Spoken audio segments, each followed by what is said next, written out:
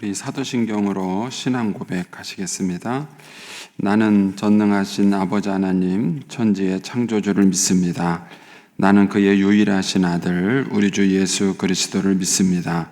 그는 성령으로 잉태되어 동정녀 마리아에게서 나시고 본디오 빌라도에게 고난을 받아 십자가에 못 박혀 죽으시고 장사된 지 사흘 만에 죽은 자 가운데서 다시 살아나셨으며 하늘에 오르시어 전능하신 아버지 하나님 우편에 앉아 계시다가 거기로부터 살아있는 자와 죽은 자를 심판하러 오십니다. 나는 성령을 믿으며 거룩한 공교회와 성도의 교제와 죄를 용서받는 것과 몸의 부활과 영생을 믿습니다. 아멘. 우리 찬송가 314장 찬송 하나님께 드리겠습니다. 314장입니다.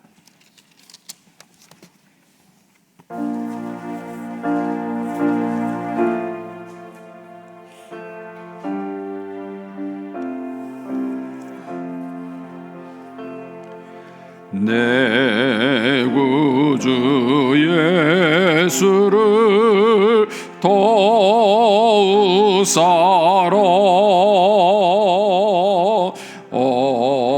엎드려 비는 말 들으소서. 내 진정 소원이 내 구주 예수를 도우사라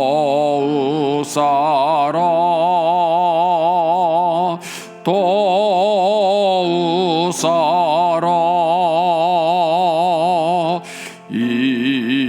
이전에 세상 나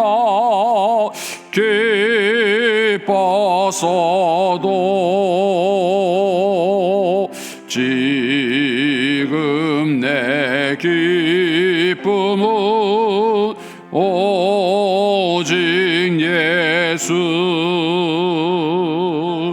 땀만 내비는 말 내 구주 예수를 더욱 사랑 더욱 사랑.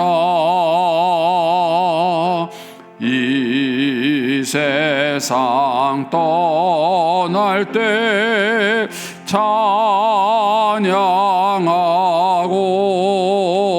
찬양하고 숨질 때 하는 말 이것일세. 다만 내비는 말 내 구주 예수를 더욱 사랑 더욱 사랑.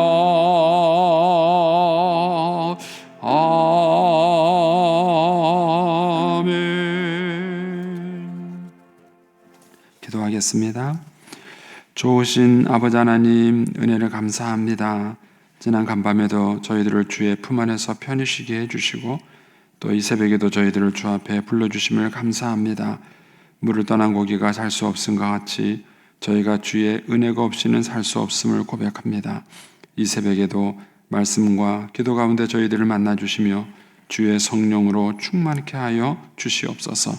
기도의 영을 부어주시고 마땅히 간구할 것들로 기도할 수 있게 하여 주옵소서. 주님께 1000번째 예물을 올려드립니다. 하나님 아버지, 믿음으로 순종으로 감사로 드리는 예물을 주님께서 기뻐 받으시며 약속하신 하늘의 복과 땅의 복으로 충만하게 채워 주시옵소서. 주의 은혜로 종의 가정들을 형통케 해주시며 그 자녀들을 축복하여 주시옵소서. 예수님의 이름으로 축복하며 기도하옵나이다. 아멘. 오늘 아침 말씀은 욥기 11장 1절에서 11절까지 말씀입니다.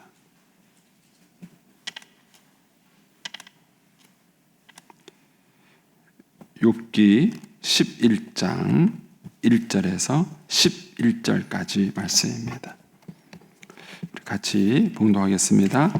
나아만 사람 소발이 대답하여 이르되 말이 많으니 어찌 대답이 없으랴. 말이 많은 사람이 어찌 의롭다함을 얻겠느냐. 내 자랑하는 말이 어떻게 사람으로 잠잠하게 하겠으며 내가 비웃으면 어찌 너를 부끄럽게 할 사람이 없겠느냐.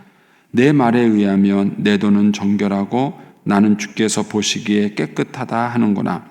하나님은 말씀을 내시며 너를 향하여 입을 여시고 지혜의 오묘함으로 내게 보이시기를 원하노니 이는 그의 지식이 광대하심이라.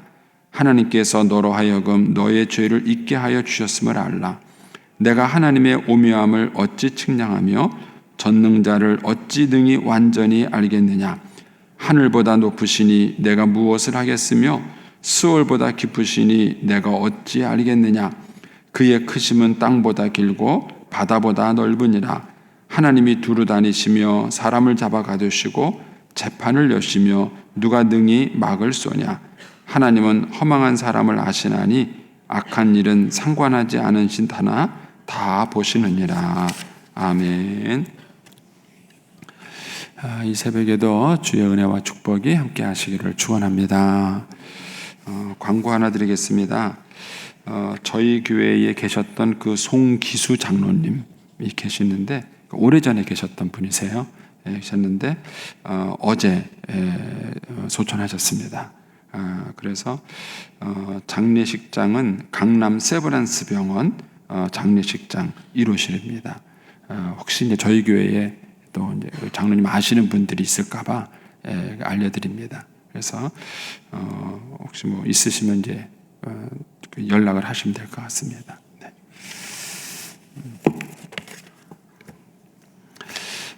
이 욥기 이제 11장에는 이제 욥의 이야기를 듣고 나아만 사람 소발이 욥에게 이제 또 얘기하는 내용의 말입니다. 그런데 여기 보면은 이제 1절부터 3절이 욥의 말을 들은 소발의 소감이에요. 욥의 얘기를 듣고 소발이 느낀 소감이고 4절은 욥의 말을 이제 이 나발이라는 사람이 이 소발이라는 사람이 요약 정리한 것입니다. 그러니까 욥의 얘기를 이렇게 한마디로 정리한 거예요. 4절이. 그리고 이제 5절부터는 이제 이 욥의 얘기에 대한 이제 이 소발의 이제 변론이 시작되는 얘기가 이제 요 내용의 얘기입니다. 그런데 이제 이 소발이라는 사람의 얘기를 쭉 보면은요, 욥의 이야기를 전혀 이해하지 못했습니다. 일단 한번 내용을 좀 보고 한번 살펴보겠습니다. 자, 1절에 가시면 나아만 사람 소발이 대답하여 이르되 말이 많으니 어찌 대답이 없으랴. 말이 많은 사람이 어찌 의롭다함을 얻겠느냐. 그러니까 이제 욥을 말 많은 사람이다 이렇게 생각한 거예요. 욥이 너 너무 말이 많다 이렇게 얘기하는 것입니다. 그리고 3절에 가시면 내 자랑하는 말이 어떻게 사람으로 잠잠하게 하겠으며 욥의 말을 자랑하는 말로 들은 것입니다. 또 내가 비웃으면 어찌 너를 부끄럽게 할 사람이 없겠느냐 이렇게 말해요. 그러니까 이제 욥의 이야기를 듣고 이 소발, 자꾸 나발이라는 소발이 느낀 소감은 이제 세 가지예요. 하나는 말이 너무 많다 얘기고, 두 번째는 너 너무 자랑한다 이런 얘기고, 이제 세 번째는 내가 비웃고 있다 이렇게 세 가지로 이 욥의 얘기를 요약을 한 것입니다. 말이 많다는 얘기는 무슨 뜻일까요? 말이 많다는 얘기는 그거죠. 그러니까 너 잘났다 그런 거예요. 쉽게 말해 이제 사람이 잘못하면은 뭐 해야 돼요? 찍소리 말아야 돼요. 찍소리 말아야 되는데 이제 말이 많다는 얘기는 너 잘못 안 했다는 얘기 아니냐 이제 이런 얘기인 거예요. 그러니까 이제 욥의 친구들은 욥이 당하고 있는 고난을 뭘로 보고 있느냐면은 욥이 지은 죄에 대한 벌로 보고 있는 거예요. 욥이 당하고 있는 고난을. 그러니까는 욥은 입이 10개라도 말을 하면은 안 되는 거예요. 그러니까 죄인이니까 말을 하면 안 되는 거예요. 그런데 욥이 말이 많은 거 보니까 네가 지금 옳다는 얘기 아니냐, 이제 이런 얘기가 지금 2절이 얘기해요. 말이 많은 사람이 어찌 의롭다함을 얻겠느냐. 이 얘기는 네가 말만 많이 하면은 네가 옳다고 인정받는 줄 아느냐, 이제 이렇게 하는 얘기죠. 그리고 이제 두 번째는 욥의 말을 자랑한다고 들은 거예요. 사실 욥은 자랑한 게 아니죠. 욥이 지금 혼란스러운 건 뭐냐면은 자기 나름대로 하나님 앞에 믿음으로 살려고 굉장히 애를 썼어요. 우리가 이제 1장에 보면 하나님도 욥을 칭찬하셨지만 욥도 자녀들이 이렇게 생일날이나 모여서 잔치를 하고 나면은 행여나 혹시 부지불식간에 자녀들이 죄를 지었을까 봐 자녀들을 다 불러놓고 하나님께 제사를 드렸던 그런 욥이에요. 그러니까 욥은 나름대로 하나님 앞에 믿음으로 살려고 굉장히 노력을 했는데 자기가 당하고 있는 고난이 혼란스러운 거예요. 내가 이렇게 믿음으로 살았는데 왜 이렇게 내게 어려움이 오는가. 그런데다가 자기 주변에는 자기보다 더 나쁜 사람이 있어요. 욥이 보기에죠. 욥이 보기에 자기보다 더 나쁜 사람이 있는데 그 사람은 자기처럼 고난 안 당하는 거예요. 자기처럼 고난 당하지 않고 편하게 사는데 어떻게 나만 이런 어려움을 겪느냐. 그러니까는 인과응보사상, 자기가 지은 죄 때문에 받는 벌이라는 이 개념이 욥한테는 설명이 안 되는 거예요. 지금 욥이 당하고 있는 상황에는 그 친구들의 말에 설명이 안 되는 거예요. 그러니까 그 답답함을 욥이 얘기한 거예요. 그런데 친구들은 이 소발이라는 사람은 그런 욥의 얘기를 어떻게 들었냐면은 자랑한다고 들은 거예요. 나 이렇게 잘 살았다, 나 이렇게 멋있게 살았다, 이렇게 욥의 얘기를 자랑한다고 들은 것입니다. 세 번째는 어떻게 들었냐면은 내가 비웃으면, 그건 이제 욥이 하나님을 비웃는다고 생각을 한 것입니다. 그러니까 욥은 답답하니까 하나님께 하소연한 거예요. 하나님 왜 이러세요? 나한테 왜 그렇게 하시는 거예요? 하면서 하나님께 얘기하는데, 물론 그 욥의 말만 들으면은 하나님을 원망하는 것처럼 보여요. 하나님을 원망하고 하나님한테 막 불평하는 것처럼 들리지만 사실 욥이 하나님을 원망한다기보다는 이 답답한 현실, 자기가 이해가 되지 않는 이 답답한 현실에 대한 하나님의 하소연하는 거예요. 그런데 이제 이 소발이라는 사람을 그걸 어떻게 들었느냐 하면은 욥이 하나님을 비웃는다, 이렇게 들은 것입니다. 그래서 욥의 얘기를 뭐라고 정리했습니까? 4절에 가면은 내 말에 의하면, 이렇게 말하면서 욥의 얘기를 정리해요. 어떻게 들었느냐 하면은 내 돈은 정결하고 나는 주께서 보시기에 깨끗하다 하는구나. 나 잘못한 거 없다, 나 깨끗하다, 나 떳떳하다, 이렇게 욥의 얘기를 들은 거예요. 물론 욥의 얘기 속에는 그런 얘기가 있어요. 하나님, 내가 이렇게 잘못한 것도 없는데 왜 내가 이렇게 벌을 받아야 됩니까? 라는 그런 하소연이 있지만 욥이 그렇게 말을 한 것은 나 떳떳하다, 나 잘났다, 이 얘기를 하려고 한 것이 아니에요. 답답한 마음에 이제 하나님께 하소연을 한 거죠.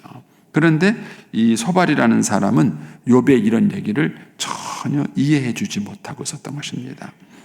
이거를 보면 사람들은 듣는다고 다 듣는 것은 아니에요.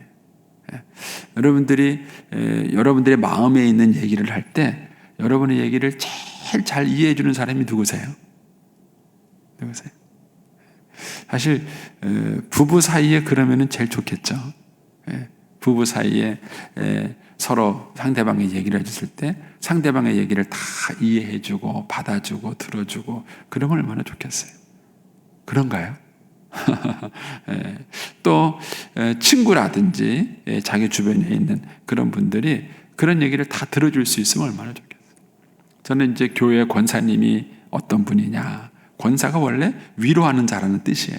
권사가, 단어의 뜻은.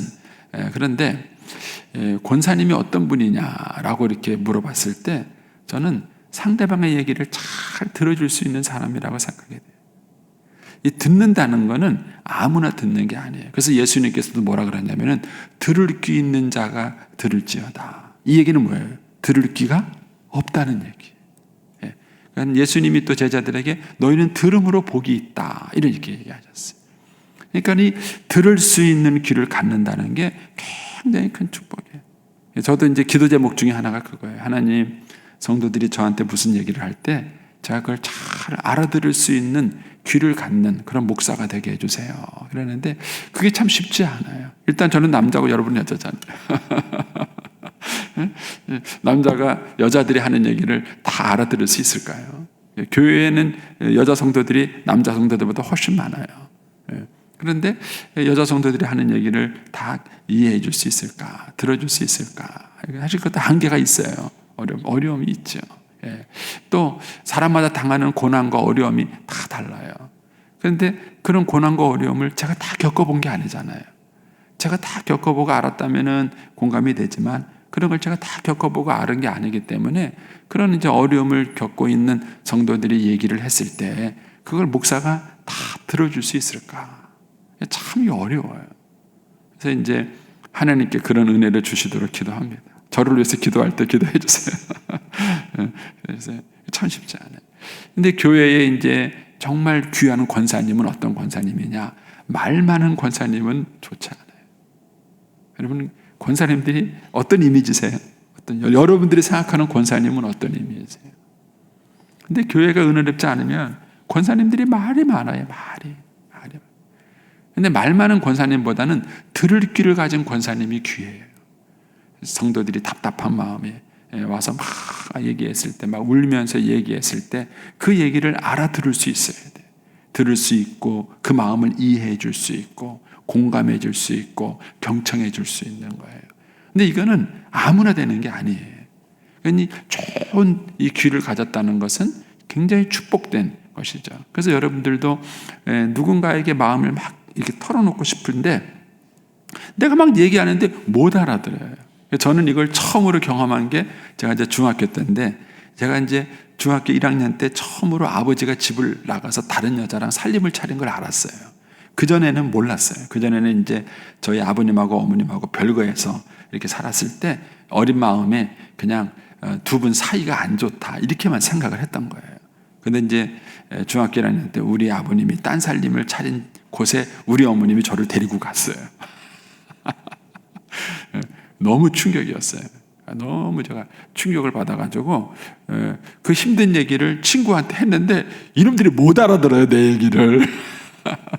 중학교 1학년에 어떻게 알겠어요. 근데 내가 이제 그 얘기를 친구한테 했는데 못 알아듣더라고요. 그래서 그때부터 제가 입을 닫았어요. 내가 니들한테 이제 얘기를 해봤자 내가 말도 통하지 않는, 내가 너하고 무슨 얘기를 하냐 하면서 이제 친구들한테 이제 말을 안 하기 시작했는데, 그러니까는 누군가가 내 마음을 알고 내 얘기를 들어줄 수 있다는 건 굉장히 큰 축복인 거예요.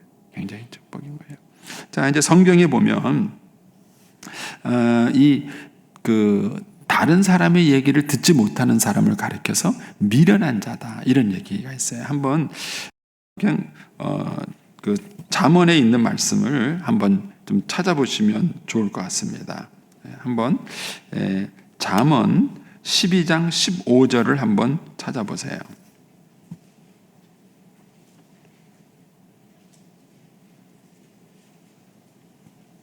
잠언 12장 15절입니다.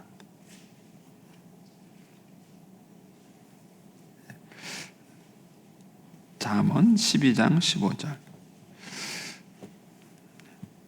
욥기, 시편, 잠언입니다. 욥기, 시편, 잠언 순서가 욥기에서 뒤로 넘어가면 시편, 시편 다음에 잠언이 있어요. 잠언 12장 15절에 보면 이런 말씀이 있죠. 미련한 자는 자기 행위를 바른 줄로 여기나 지혜로운 자는 권고를 듣느니라. 미련한 자와 지혜로운 자의 차이가 뭐예요?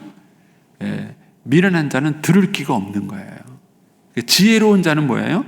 들을 귀가 있는 거예요. 들을 귀가. 그러니까 이게 큰 차이예요. 그래서 우리가 아이들에게 들을 귀를 갖게 하는 게 중요해요. 저는 이제 지난주에 박 교수님이 설교하실 때 여호와를 경외하는 자가 지식의 근본이다. 왜 그런가 해서 첫 번째 이유가 권위 아래 있다. 두 번째 이유가 뭐죠?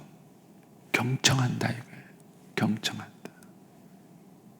여러분, 이제 저는 목회를 하다 보면은요, 목사가 권면하는데 안 듣는 사람이 있어요. 그러면 더 얘기하지 않습니다. 그런데 어떤 사람은요, 목사가 권면하면요, 정말 순종적으로 들어요. 저는 제가 전도사가 됐을 때에는 30이 안 됐을 때예요. 30이 안 됐을 때 제가 전도사가 돼서 이제 전임 전도사가 돼가지고 사역을 시작을 했습니다. 그때 제가 맡은 교구에 저를 도와주신 권사님은 제 어머니 뻘이었어요. 어머니뻘이에요. 근데도 그 권사님이 제가 이렇게 얘기를 하면 들으세요. 놀라우세요. 들으세요. 제가 지난주에 그 박 교수님 얘기를 듣고 제가 정말 비공감한 게 그거예요. 하나님을 경외하는 신앙, 그 믿음을 가진 사람의 특징 중에 하나가 뭐냐면 들을 귀가 있다는 거예요. 들을 귀가 있어. 그래서 믿음이 좋은 사람은 잘 들어요. 근데 이제 오늘 잠언에 있는 말과 비교해 보면은요, 잘 들을 수 있는 귀를 갖는다는 얘기는 지혜로운 자가 되는 거예요. 지혜로운 자. 젊어서 인생이 잘 알지도 못하면서 어른이 무슨 말하면은 뭐 자기 잘났다고 막 꼬박꼬박 말대꾸하고 덤비고 막 그러면서 얘기를 안 들으면 끝난 거예요. 공부를 잘하는 학생이 누구 계세요? 선생님이 말씀하면은 들어야 돼요. 근데 요즘 애들은 선생님 말 안 들어요. 선생님 말이 마음에 안 들면은 핸드폰으로 찍어요. 아유 참. 여러분 그런 애들이 뭘 배우겠어요? 뭘 배우겠습니까? 인생에서 뭘 배우겠어요? 그러니까는 지혜로운 사람과 미련한 사람을 가르는 기준이 뭐냐? 들을 귀가 있느냐 하는 거예요. 경청하는 귀가 있느냐. 근데 이 경청하는 귀가 여호와를 경외하는 신앙에서 나온다는 거예요. 저는 너무 공감을 해요.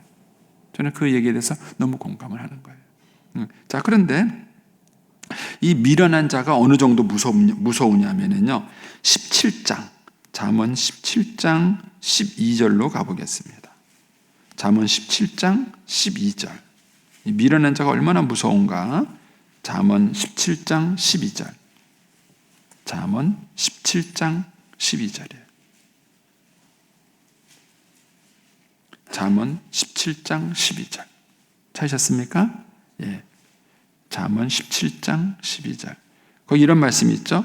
차라리 새끼 뺏긴 암곰을 만날지언정 미련한 일을 행하는 미련한 자를 만나지 마라.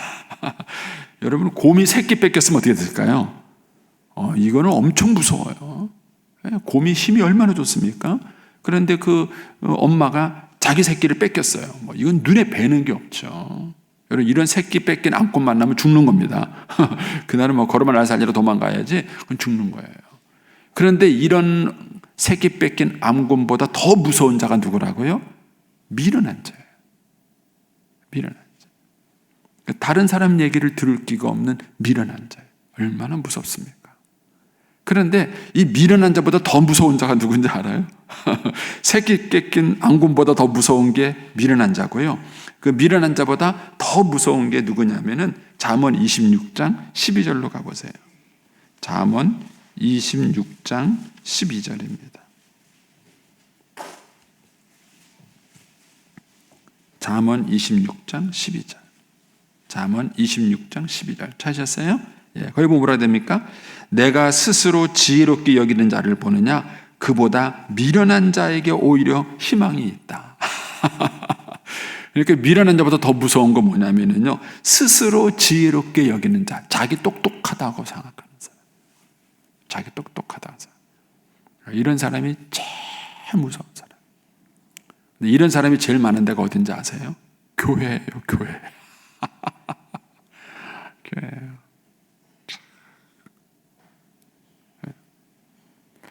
여러분, 우리 자녀들이 어렸을 때부터 겸손한 마음을 가지고 들을 수 있는 귀를 키워준다는 거는요, 우리 자녀를 굉장히 축복되게 만드는 거예요. 굉장히 축복되게 만드는 거예요. 근데 그게 어디서부터 출발되는가? 여호와를 경외하는 신앙에서 출발된다는 거예요. 그래서 예수 믿는 게 복이 있는 거예요. 그래서 예수 믿는 게 복 받는 거예요. 그러니까는 애들이 단순히 교회에 와서 예배 드렸다가 중요한 게 아니에요. 정말 그 아이의 마음속에 교회를 다니는 아이가 아니라 하나님을 경외하는 아이로 가르쳐야 돼요. 하나님을 여호와를 경외하는 아이로 그 아이를 가르치면 그 아이가 들을 귀가 생긴다는 거예요. 들을 귀가 생기면은 그 아이는 지혜로운 자가 되는 거예요. 이런 면에서 오늘 이 본문에 이 소발이라는 친구는 뭐예요? 들을 귀를 갖고 있지 않은 거죠. 자, 다시 한번 다시 오늘 본문으로 와보겠습니다. 그러니까 이 소발은 이런 들을 귀를 못 갖고 있으니까 이제 욥의 말을 오해했어요. 그래서 이제 5절 이하에 잘못된 가르침이 나오는 겁니다. 사실 이 5절 이하의 내용만 보면은 틀리다고 할 수 없어요. 왜냐하면 하나님은 전지전능하시다 그 얘기예요. 5절부터 11절까지 얘기가 하나님은 전지전능하다 그 얘기니까 그 얘기 자체는 틀린 게 아니에요. 그러나 그것을 욥에게 적용시켰을 때에는 문제가 되는 거예요. 자, 한번 보겠습니다. 5절에 하나님은 말씀을 내시며 너를 향하여 입을 여시고 지혜의 오묘함으로 내게 보이시기를 원하노니. 사실은 자기가 못 알아들었으면서 이 소발이라는 친구는 욥이 하나님을 모른다고 생각하는 거예요. 그러니까는 하나님이 나타나셔서 하나님이 어떤 분인지를 너한테 좀 얘기를 해줬으면 좋겠다 이렇게 말을 하면서 자기가 얘기를 하는 거예요. 자기가 이제 하나님이 어떤 분인가를 얘기합니다. 그러면서 6절에 이는 그의 지식이 광대하심이라 하나님께서 너로 하여금 너의 죄를 잊게 해주셨음을 알라. 내가 하나님의 오묘함을 어찌 측량하겠느냐? 너가 다 알겠느냐? 전능자를 어찌 능히 완전히 알겠느냐? 네가 다 알겠느냐? 그런 거죠. 하늘보다 높으시니 내가 뭘 하겠느냐? 하늘보다 높고 스올은 우리가 이제 성경에서 이제 지옥, 땅 밑을 얘기할 때 쓰는 표현이거든요. 그러니까 하늘보다 높고 스올보다 깊다는 거죠. 그러니까 하나님 그 높고 깊으신 하나님을 내가 어찌 알겠느냐 이런 거죠. 그의 크심은 땅보다 길고 바다보다 넓다. 하나님이 두루 다니시며 사람을 잡아가두고 재판을 여시면 누가 그거를 아니다 이렇게 말할 사람이 있겠느냐 이런 거예요. 그래서 하나님을 허망한 사람을 아시느니 악한 일은 상관하지 않은 듯 다 보신다 이렇게 얘기를 하는 거예요. 그러니까 이런 내용을 이 소발은 욥이 모른다고 생각을 한 거예요. 그러나 사실 이런 소발의 잘못된 교훈은 욥의 얘기를 듣지 못한 데서 오는 것입니다. 그래서 우리가 누군가를 가르치는 사람이 된다고 했을 때에 잘 들을 수 있는 귀를 가져야 누군가를 도울 수 있습니다. 이런 면에서 우리가 하나님께 들을 수 있는 귀를 기도해야 됩니다. 하나님 저에게 들을 수 있는 귀를 주셔서 겉으로 하는 말을 듣는 게 아니라 그 마음 속에 있는 얘기가 무슨 얘기인지 상대방에 대체 뭘 얘기하려고 하소연하는 것인지 그런 얘기를 들을 수 있는 귀를 주옵소서. 이런 기도를 할 수 있는 저와 여러분이 되시기를 축복합니다. 기도하겠습니다. 오늘